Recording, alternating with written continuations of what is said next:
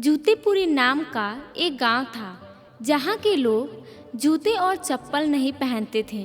जब भी कोई जूता पहनने की कोशिश करता तो उसके जूते अपने आप फट जाते। यह बात शहर में रहने वाले रोहित को पता चलती है, जो एक न्यूज़ रिपोर्टर का काम किया करता था।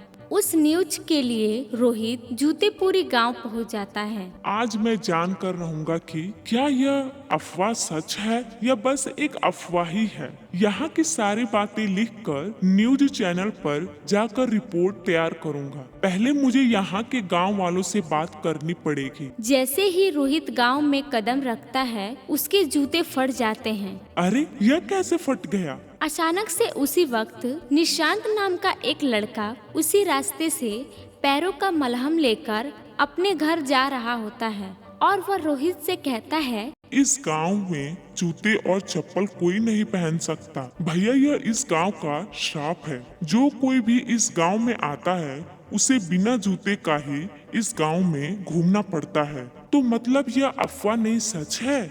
इन गांव वालों ने तो काफी तकलीफे वाले दिन देखे होंगे। हाँ, यह गांव में तो तीसरे दिन किसी के पैरों में कुछ न कुछ तकलीफें होती रहती हैं। मैं खुद अपनी माँ के पैरों के लिए मलहम लेकर जा रहा हूँ। निशांत उस रिपोर्टर रोहित को अपने घर लेकर जाता है और अपनी माँ से मिलवाता है और रोहित निशांत की माँ से इस गांव के श्राप के बारे में पूछता है। माँ जी आप ठीक तो है ना? अब बताओ बेटा, सारे गांव वालों को एक बार इस दर्द से गुजरना पड़ता है। इस तपती धूप से हमारे पैर जल जाते हैं। माँ जी क्या आप मुझे इस गांव के श्राप के बारे में बता सकती हैं? बेटा यह तो मुझे नहीं पता। जब से मैं पैदा हुई हूँ यहाँ सब ऐसा ही चलता आ रहा है, मगर मैंने सुना है कि इस गांव के पहाड़ पर एक गुफा है जिसके अंदर एक साधु है। शायद उन्हें इस श्राप के बारे में जरूर कुछ पता होगा। माँ जी आप चिंता मत कीजिए, मैं पूरी कोशिश करूँगा इस गांव को श्राप से बाहर निकालने की। तुम्हारा बहुत बहुत शुक्रिया बेटा। रोहित गांव के उस पहाड़ी की तरफ निकल जाता है। वहां जाते ही उसे एक बड़ी गुफा मिलती है जिसमें एक साधु अपने ध्यान में लगे हुए थे। रोहित उन्हें देखकर कहता है, साधु महाराज मैं रोहित हूँ जो शहर से इस गांव में इसीलिए आया था क्योंकि उसे जूते के श्राप के बारे में कुछ लिखना था, पर मुझे इस गांव को इस श्राप से मुक्त कराना है। साधु जी अपने आंखें खोलते हैं और कहते हैं, मैंने तुम्हारी बातें सुनी है बेटा। कहाँ तुम इस गांव को इस श्राप से क्यों छुड़ाना चाहते हो?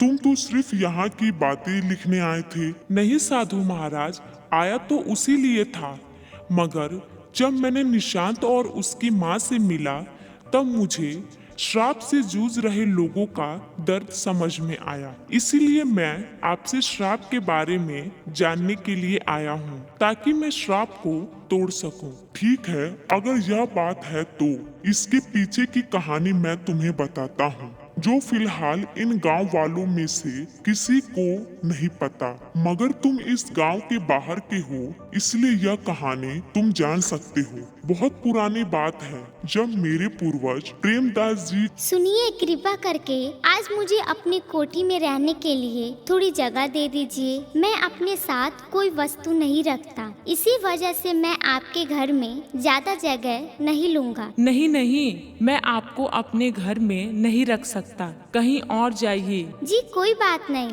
मैं कहीं और चला जाऊँगा। प्रेमदास ने हर दरवाजा खटखटाया, यहाँ तक कि किसी ने भी अपने घर में शरण नहीं दी। प्रेमदास जी फिर से एक बार गांव के लोगों के पास पहुँचे। जी कुछ खाने को मिल जाता बड़ी कृपा होती। नहीं नहीं, अगर हम लोग खाने देंगे तो आप लोग हर तीसरे दिन मेरे घर के पास आकर खाना मांगने लग जाएंगे। जी मैं एक यात्री हूँ जो एक गांव से दूसरे गांव जा रहा हूँ।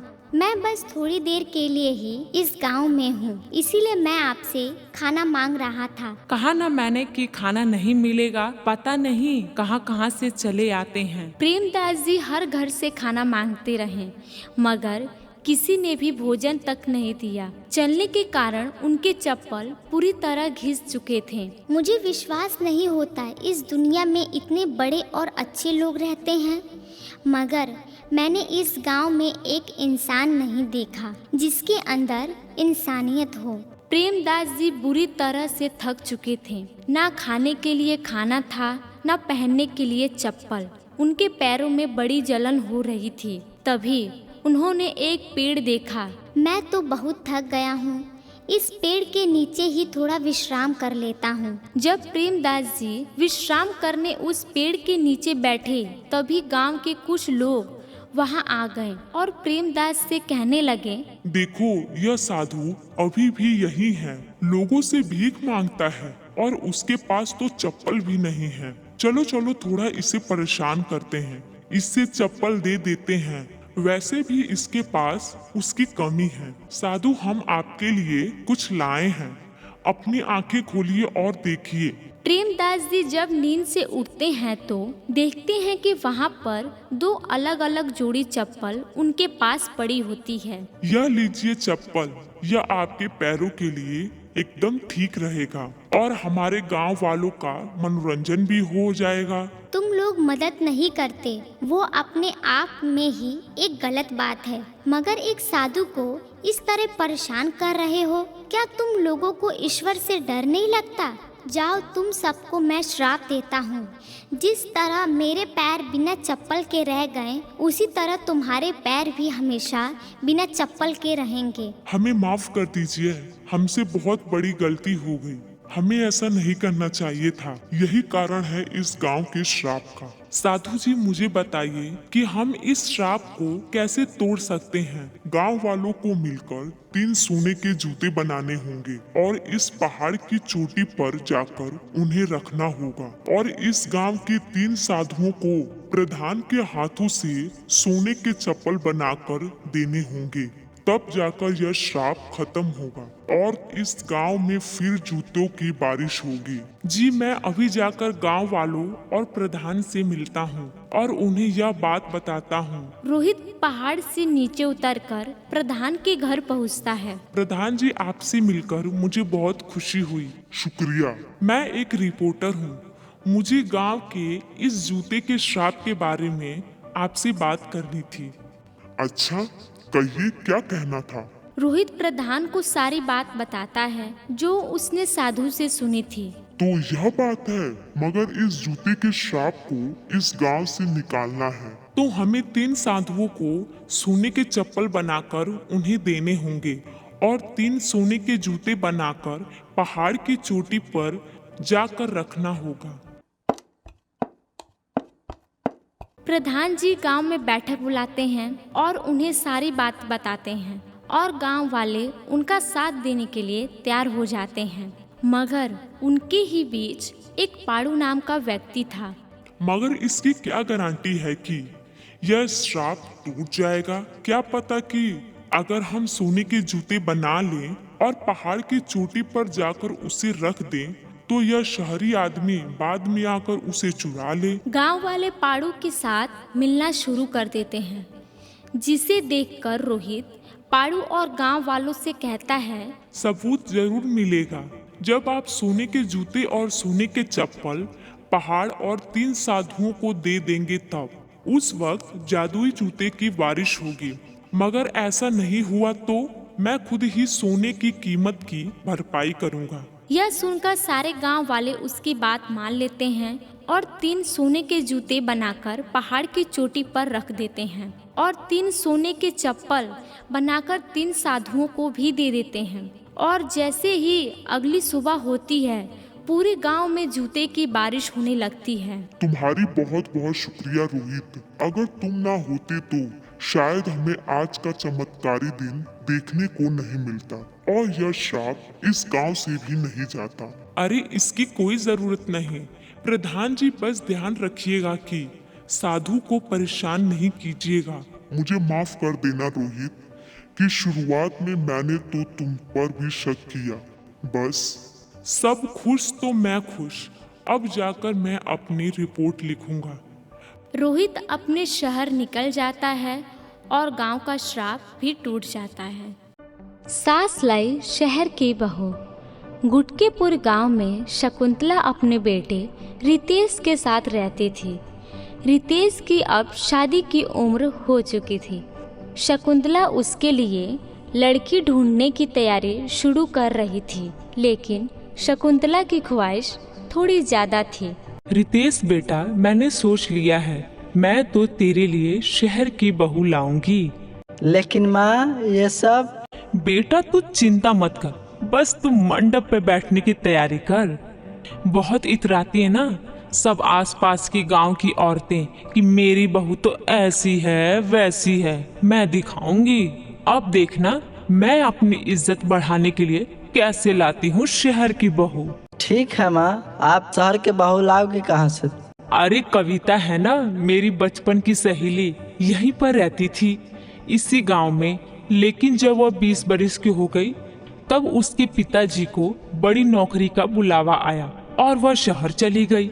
उसी की बेटी है मानवी, उसी के साथ तेरा ब्याह होगा। मैंने तो बात भी कर ली है और कल शगुन भी भेजूंगी। बचपन की सहेलियां शकुंतला और कविता एक दूसरे से मिलती हैं और दोनों आपसी सहमति से रितेश और मानवी का रिश्ता पक्का कर देते हैं और चंद दिनों में रस्मों रिवाजों से उन दोनों की शादी भी हो जाती है। शादी की बात मुंह दिखाई के दिन गांव की सारी आस पड़ोसन की औरतें शकुंतला के घर इकट्ठा हो जाती हैं। चल बहू, अपना ये मुंह घूंघट से छुपा ले। छुपाऊं? लेकिन क्यों?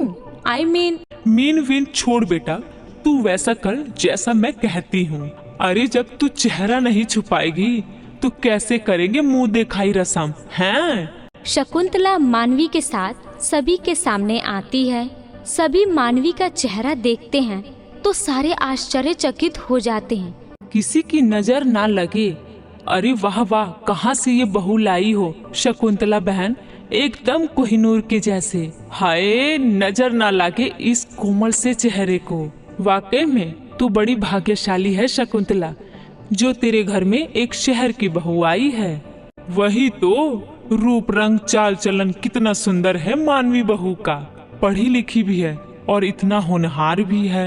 मैंने तुम सबसे कहा था ना कि मेरी बहू लाखों में एक होगी।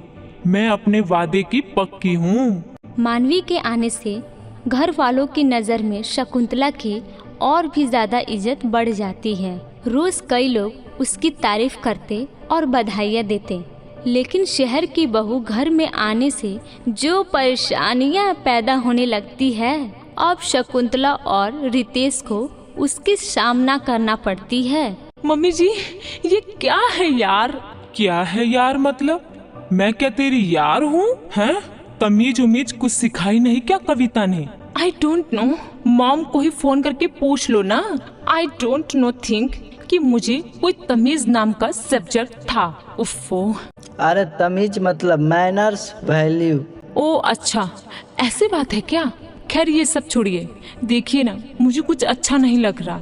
एक तो ये डब्बा टीवी सेट कि इसमें दिन भर में 10 बार केबल जाती है, कि ऊपर से घड़े का पानी पी पी कर मेरा गला खराब हो जाएगा।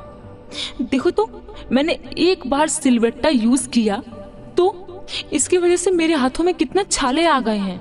ऊपर से मेरा स्किन सेंसिटिव है और ये गर्मी, उफ, ढंग के तो पंखे भी नहीं हैं। इनको तो लग रहा बूढ़े हो चुके हैं ये। और रोज कुएं से पानी निकाल निकाल के तो मैं तो थक गई हूँ। अब हम क्या करें, यही होता है गांव का जीवन। हाँ मानवी, और अब तुम्हें इसके अलावा क्या चाहिए? मैं जानता हूँ कि सब कुछ एडजस्टमेंट से भरा हुआ है, मुश्किल है, लेकिन इन सब चीजों के साथ आदत डाल लो ना। तभी मानवी गुस्से से चिल्ला पड़ती है। क्या? हरगिज नहीं, आप लोगों ने मुझे खरीद नहीं लिया है, समझे आप? देखो रितेश और मम्मी जी, आप भी, मुझे घर का रेनोवेशन करना है। इस पत्थर के घर को मुझे शीश महल बनाना है। मुझे फ्रिज चाहिए और केक बनाने के लिए ओवन चाहिए और इंटरटेनमेंट करने के लिए एक बड़ा सा टीवी चाहिए और एक एसी चाहिए। और जो बाहर एक तबेला है ना, उसे भी हटाना होगा। मानवी की मांगों को सुनकर शकुंतला और रितेश दोनों हैरान हो जाते हैं। अरे मानवी बहू, आज सुबह चाय की जगह कुछ और तो नहीं गटक लिया? ये कैसी बहकी हुई बातें कर रही है? अरे जो ये तेरी मांगे है ना, इसे हम कैसे पूरा कर सकते हैं? ना, हमसे ना हो पाएगा। अरे ऐसे कैसे नहीं होगा, आपको करना ही होगा। जमीन बेच दो, गहने बेच दो, जो करना है करो। मुझे इस खट्टारा लाइफ को अच्छी और क्लासिक लाइफ बनाना है। अगर ऐसा नहीं हुआ ना तो मैं मायके चली जाऊंगी। अरे नहीं, ऐसा मत करो, मैं इंतजाम कर रहा हूँ, तुम बस थोड़ा सा वक्त दे दो। Okay, I remember. लेकिन ये थोड़ा वक्त ना ज्यादा वक्त हुआ ना तो इसका अंजाम बुरा होगा, तो देख लेना। मानवी भरे बाजार में बाजार करने जाती तो वो वेस्टर्न और छोटा कपड़े पहनते, जो उसको सभी लोग देखकर उसकी निंदा करते और उसकी बुराइयां करते।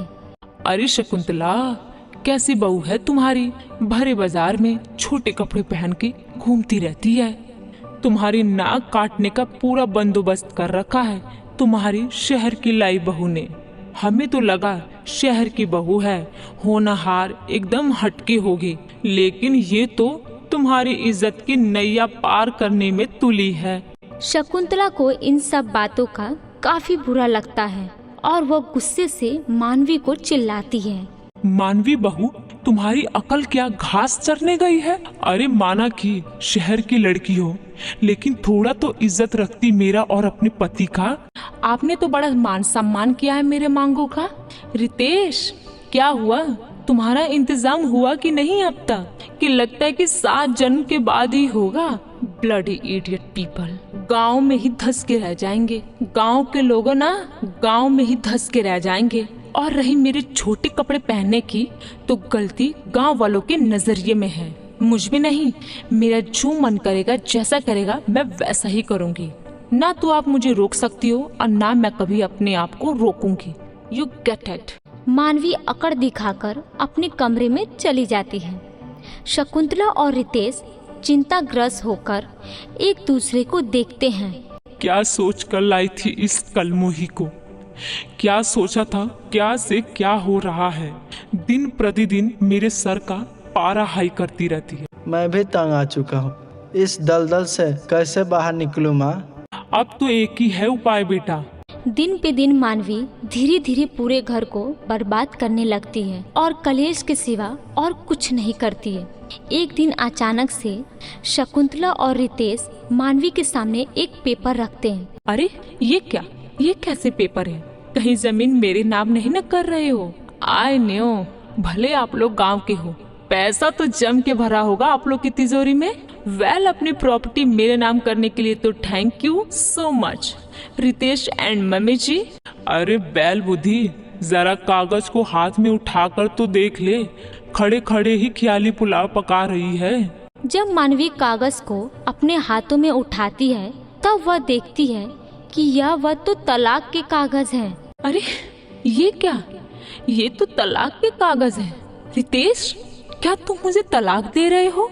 हाँ मानवी, मुझे तुम्हारे साथ और नहीं रहना। तुम माँ की सहेली की बेटी थी। अरे जरा तो मान मर्यादा का पालन कर लेती, शहरी अंदाज में गांव की दुनिया को अपना बसेरा बना लेती। नहीं, तुमने वैसा नहीं किया। उल्टा तुम तो हमारे जमीन के पीछे और स्टैंडर्ड ऑफ लिविंग के बलबूते हमें ब्लैकमेल करने लगी। पता नहीं क्या हो गया था मेरे दिमाग को, जो मैंने तुम्हें अपनी बहू बनाने को सोचा, लेकिन नहीं, आज तुमने मुझे सीख दे ही दी। चाहे वो गांव की हो या शहर की, जो लड़की अपने से बड़ों को प्यार और इज्जत देती है, वही बहू सर्वगुण संपन्न होती है। व्हाटएवर। अच्छा है, मुझे भी बोर हो रहा था यहाँ पर। अब तो मैं डायरेक्टली NRI से शादी करूंगी। लाओ पेपर लाओ। मानवी साइन कर देती है और इस प्रकार सास को अपने गलत सोच का एहसास हो जाता है और आगे जाकर रितेश की शादी एक गांव की सुशील लड़की से शादी होती है और वह अपना सुखी संसार गुजारने लगते हैं।